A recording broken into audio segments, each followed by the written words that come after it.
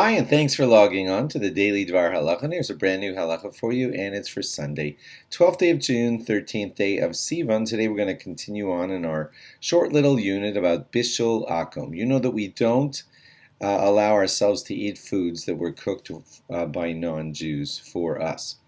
So today's question is this: sugar, when it is processed back at the big factories that do that, there is a whole lot of cooking done in the process to make the sugar become the beautiful stuff that we have in our bags that we buy in the stores.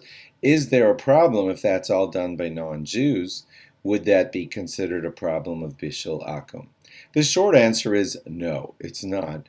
But I'm going to give you some interesting reasons right now as to why we don't have that problem with sugar. First of all, sugar is a food that can be eaten raw when it comes out of sugar cane, for example. I never saw this, but this is what I read, that you can take the sugar canes and just suck on them and get the sugar sweet taste out of them raw, and that means it is edible raw. And we learned just a couple days ago that any food that can be eaten raw or cooked, the non-Jew is not doing a whole lot of benefit for you when you could have had it raw anyway, and we don't apply the law of Bishul Akum to that.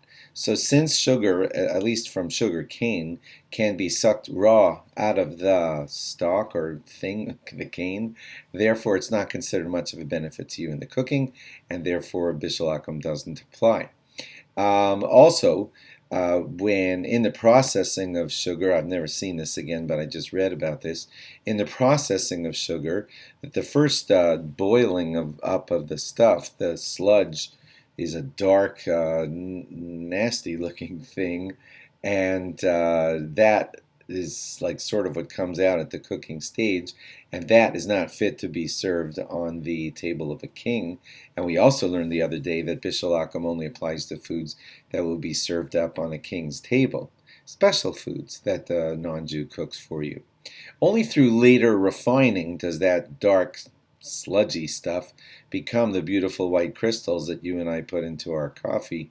So that's another reason why the bishul itself is not something that you have to worry about when they cook up and make the beginning of the sugar process, and it looks like a dark sludge, not fit to be served on a king's table. And lastly, sugar is most often used as a condiment that goes into other foods to help the other foods. So we don't apply Bishul Akum to things like that either.